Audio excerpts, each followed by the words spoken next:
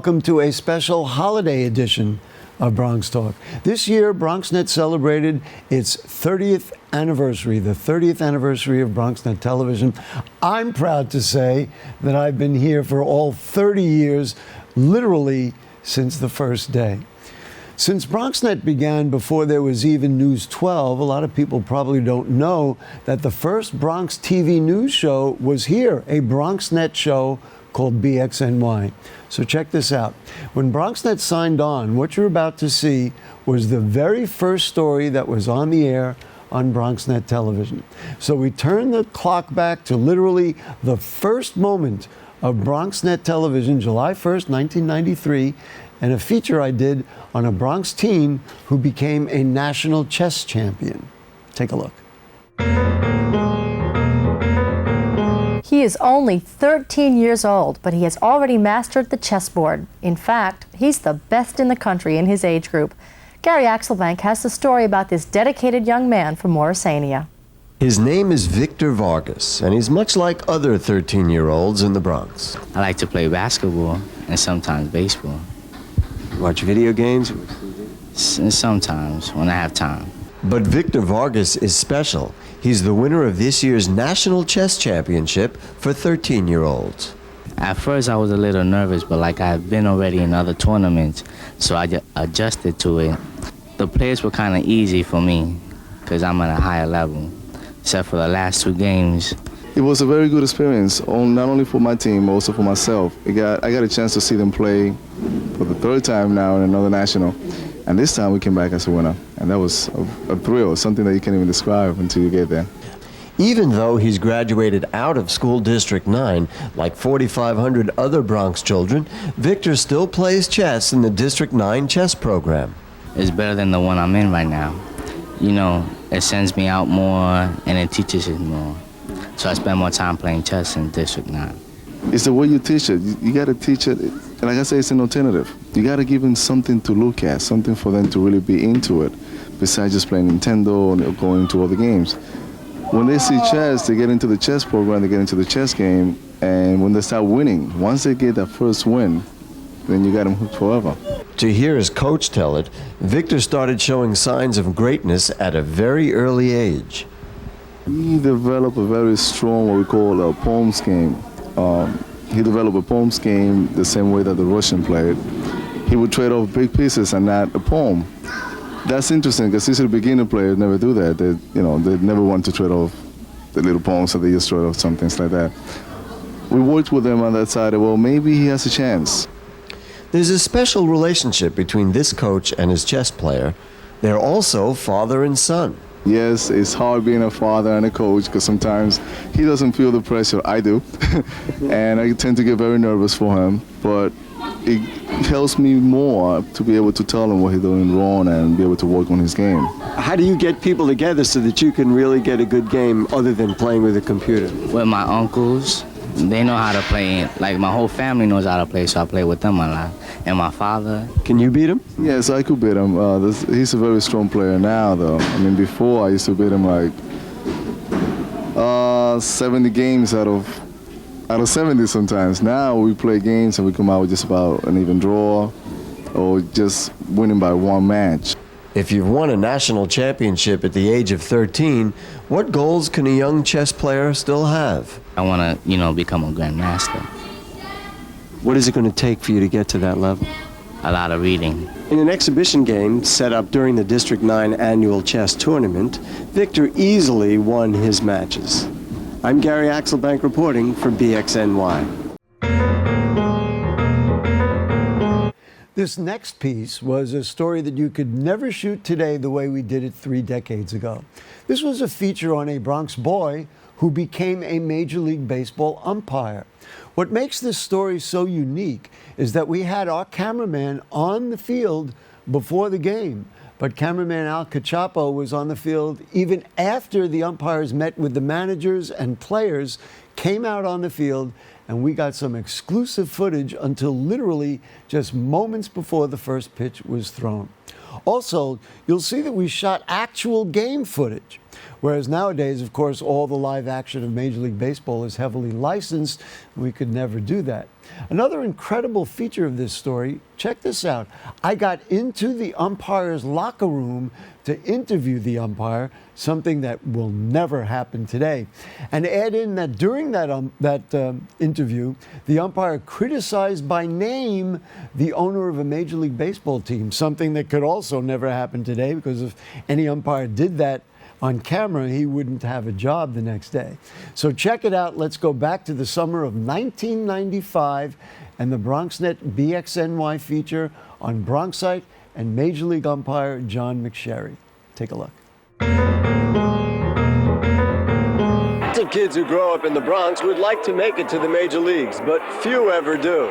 This is the story of one boy who grew up in the Fordham section and is now an important part of Major League Baseball. Here are the umpires for today's game. Behind the plate, Jeff Kellogg. At first base, John McSherry.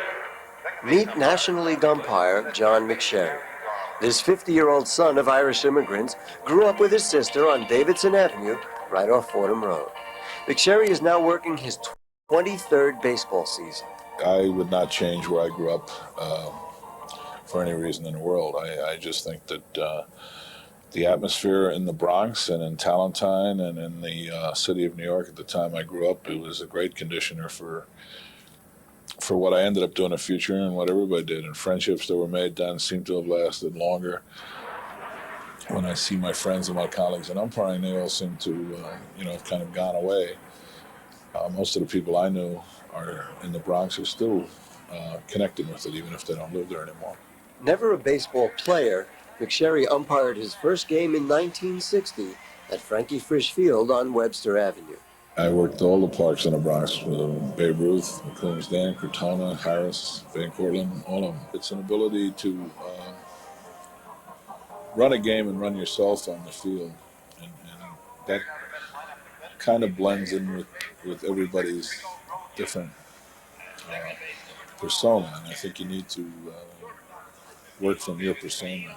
McSherry has the perfect persona for an umpire. He's direct, definitive, and unemotional. So it's no wonder that he has risen to the top of his craft. What excites you about it is you are doing something that very few people can do, understand, and you are part of an overall thing that affects a lot of people's lives. And there is a basic excitement to the game and to all sports. And if you don't feel that excitement, then you're probably not a very good umpire and you're probably not part of it. The fact that you're on a field with Reggie Jackson or you're on a field with Stan Musial, that's not really part of it. And, that's a fan's thing. Boy, you get to meet all the players. Well, the players get to meet us. And that's the way we look at it. Having grown up in the Bronx and still proud of his roots, one distinct opinion that McSherry does have is about his borough's relationship to its home team, the New York Yankees. I still feel part of the Bronx. I'm in the Bronx. I eat at restaurants in the Bronx. I exist in the Bronx. And Yankee Stadium is a very identifiable thing with baseball and with the Bronx. Also, if it leaves, it's really one of the last national identification things we have. And the Bronx is a much better borough now than it was 10 years ago.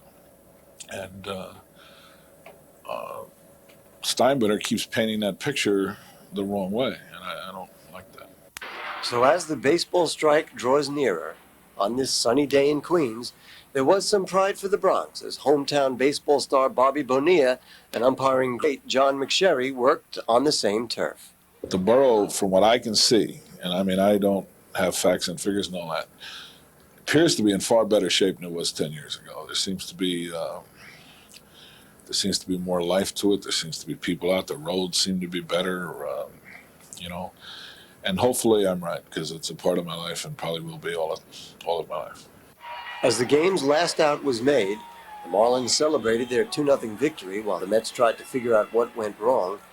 Bronxite John McSherry walked off the field unnoticed to get ready for his flight to bring a bit of the Bronx to another Major League town. From Shea Stadium, Gary Axelbank for BXNY. Okay, let's stay with Bronx baseball for our next story. On August 13th, 1995, one of the greatest baseball players of all time died. He starred in the Bronx, of course, with the New York Yankees. Of course, we're talking about Hall of Famer Mickey Mantle.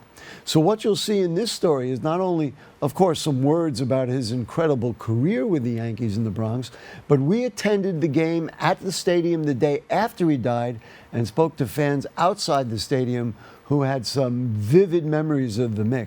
Ironically, one fan we spoke to, and you'll have to take a look at this, had an eerie facial resemblance to Mickey Mantle. See if you can pick him out when you see the story.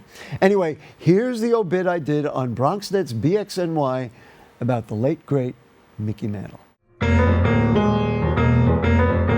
Gary Axelbank begins our team coverage with more on the Mick. Gary? Well, yesterday, as you all know, and as we all know, yesterday was a significant day in the history of Bronx sports. People had to come to grips with the passing of one of America's best-loved sports figures, number 7, Mickey Mantle.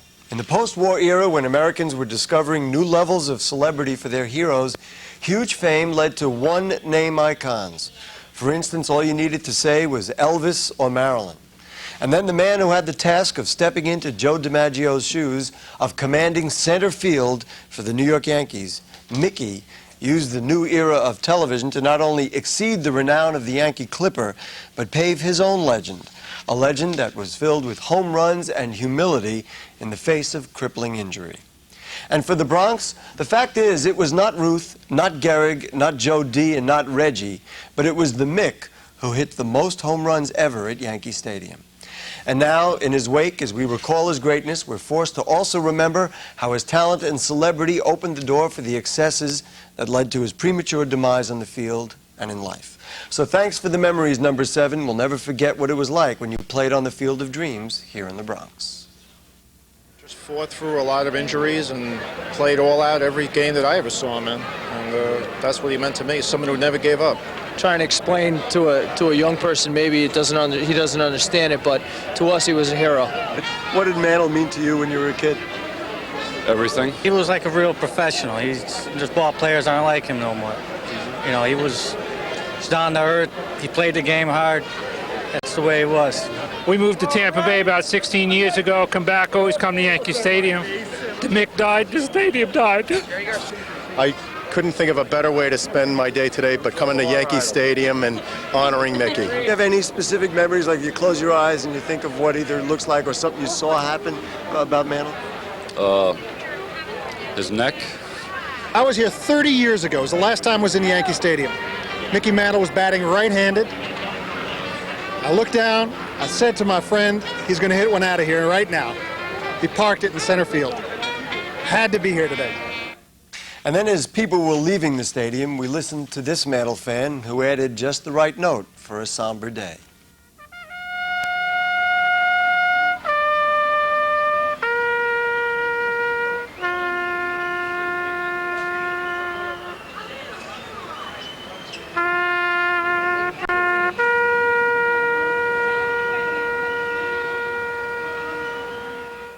And we will have more about the Mick and all the Bronx sports coming up later in this newscast.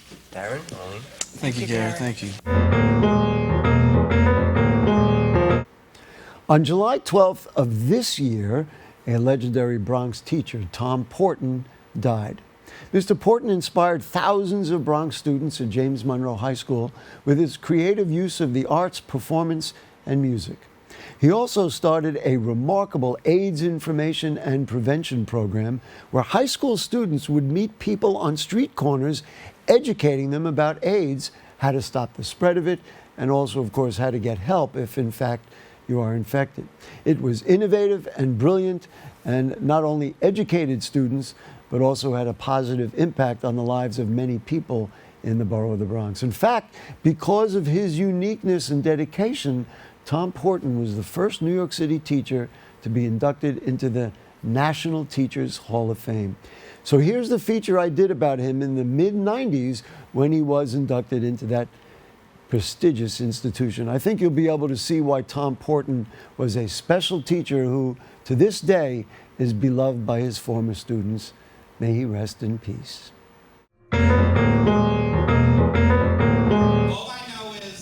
For James Monroe High School's Tom Porton, the craft of teaching goes far beyond standing in front of a class.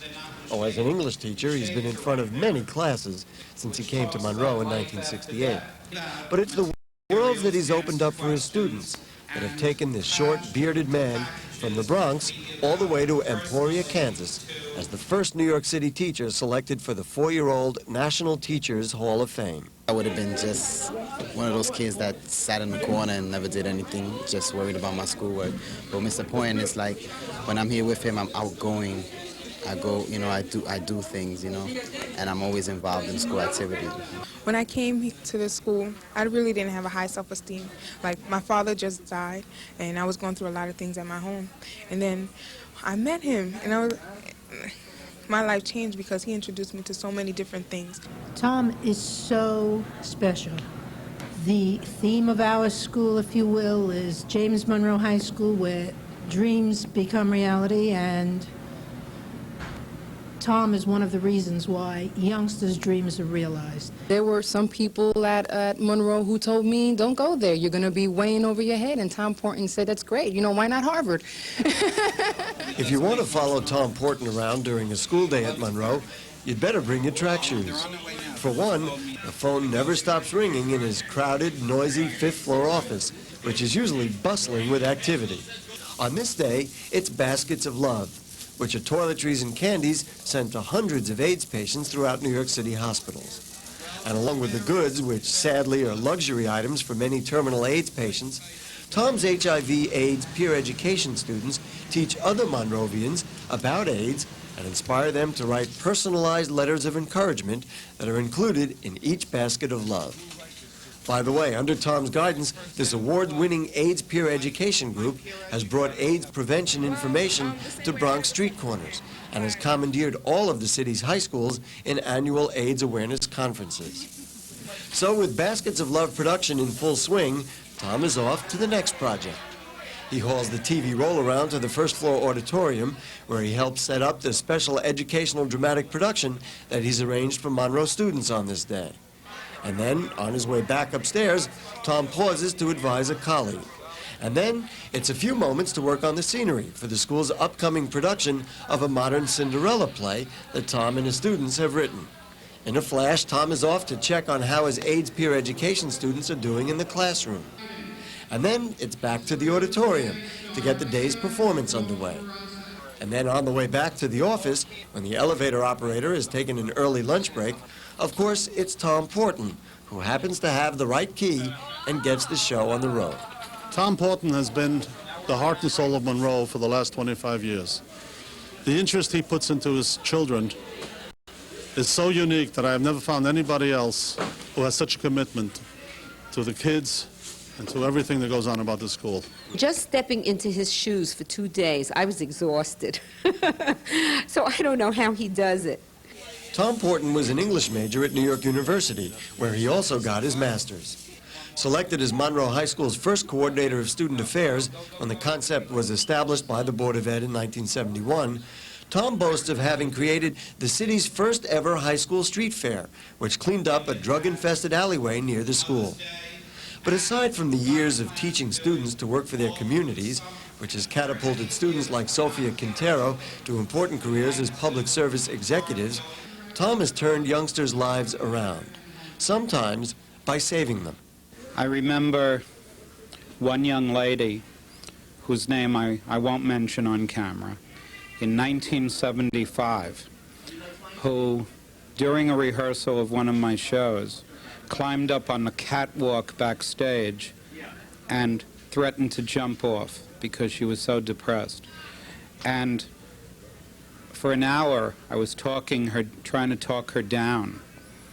And today, she's a lawyer. When I was just depressed at any given time, he would be there in my sad times. He would be there in my happy times. We would laugh together. Or when I'm sad, he would help me or console me or get into contact with my mother or whatever. But whatever he had to do, he'll do it to make me happy. He makes students independent. He showcases their talents. He brings success to them. He's just the best. He will go 100 miles, not 9 yards, to do anything he can so that a youngster reaches his or her potential. He is truly the quintessential person as well as educator. I love Tom Porton. Congratulations to Tom Porton for being named into the National Teachers Hall of Fame. No one deserves it more than you. We love you, Mr. Porton. From James Monroe High School, Gary Axelbank for BXNY. To conclude our special holiday edition of Bronx Talk and a look at the borough's first TV news show, BronxNet's news program BXNY, we're going to get everyone involved in the holiday spirit with music from a school chorus who rehearsed in the living room of a school aide, and ultimately, believe it or not, they were featured in a musical on Broadway. They literally made it all the way from the Bronx to Broadway. It was an experience neither they nor any of us who were there, and I was there, will ever forget. Allow yourself to get inspired and have a happy holiday. Take a look. The Glee Club at PS 26 has made it big. After rehearsing in their conductor's living room every week for 7 years, these 25 children will open on Broadway tonight in Joseph and the Amazing Technicolor Dreamcoat. In this first of 2 parts, Gary Axelbank followed the PS 26 children as they went from the Bronx to Broadway. It's a home like thousands of other homes in the Bronx. But inside this one, between Burnside and Tremont Avenues in the Bronx, something very special is going on.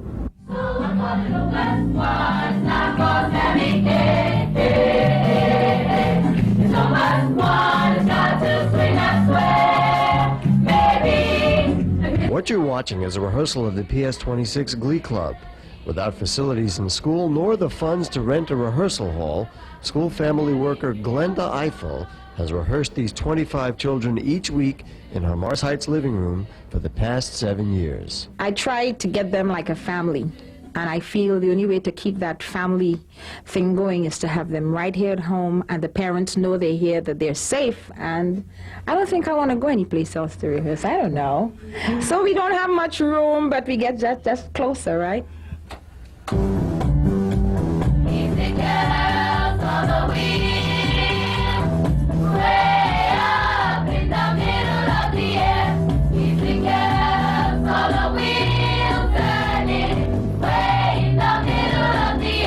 If you're enjoying watching and listening to these children sing, you're not alone. After passing a series of auditions, incredibly, the Glee Club from PS 26 in the Bronx and from Glenda Eiffel's living room was selected to perform in Joseph and the Amazing Technicolor Dreamcoat, which opens tonight on Broadway. It gives me the greatest of pleasure to watch their faces when they have done something really well. And the adults, the parents said, "Oh, is that my daughter? I can't believe that my daughter could perform that well." I've always wanted to be on stage, you know, because when you're on stage and you're gonna sing, you express your feelings in a song, and it's just, that's my dream. While the experience of rehearsing for a Broadway show has been a dream come true for most of these kids, it has not been without disappointment. Because School District 10 would not release Ms. Eiffel from her daily school duties, for the 2 weeks of rehearsal, the PS 26 Glee Club had to get on the bus each day to go downtown to rehearse for their Broadway show without their leader, mentor, and inspiration. I love Miss Eiffel as my mother, so it was like, it's a big step for me not to be with my mother all the way. So, you know, I really missed her a lot. But this is a story with a happy ending. The children learned that being on Broadway was more about them and their ability than the administrative squabbling of the school district, and they persevered. And now, tonight, at the Minskoff Theater, these children from the South Bronx will make their debut. It's opening night on Broadway. I wish somebody who is looking at this would think a little more highly of the kids from the Bronx, especially from PS 26. We have been dumped on for years and years and years. It's about time it stops. Glory, glory, hallelujah, His truth is marching on. Gary Axelbank reporting for BXNY. Last night on BXNY, Gary Axelbank told us about the PS 26 Glee Club rehearsing in a South Bronx living room. Tonight, Gary concludes his 2-part report about the public school group that went from the Bronx to Broadway. It's a fantasy story. The PS26 Glee Club spent years of weekly rehearsals in this modest Bronx living room. Their leader, school family worker Glenda Eiffel, entered them in an audition for a Broadway play on a hunch. A few months later, for these 25 Bronx school children, it's opening night at the Minskoff Theater. Opening night on Broadway is always magical. For the PS26 Glee Club, tonight's opening of Joseph and the Amazing Technicolor Dreamcoat is a dream come true.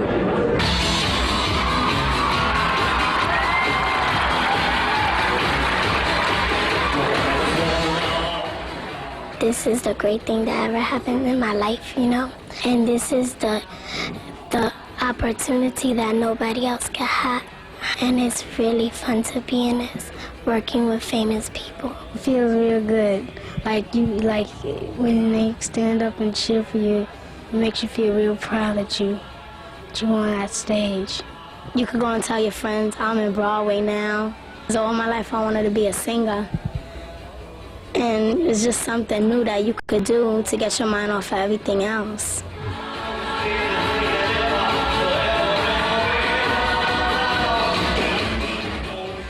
Andrew Lloyd Webber's production of Joseph and the Amazing Technicolor Dreamcoat, which opened last night, is a lavish musical with all the Technicolor trimmings.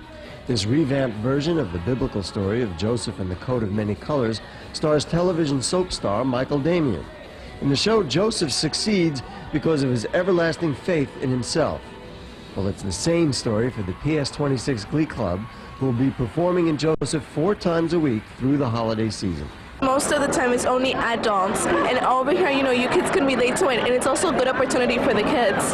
They got to participate about as much as the grown-ups. When you all the kids together, it's one of the best shows in Broadway. Joseph promoters are expecting to do big business, but for the PS26 Glee Club, business takes second stage to their incredible achievement.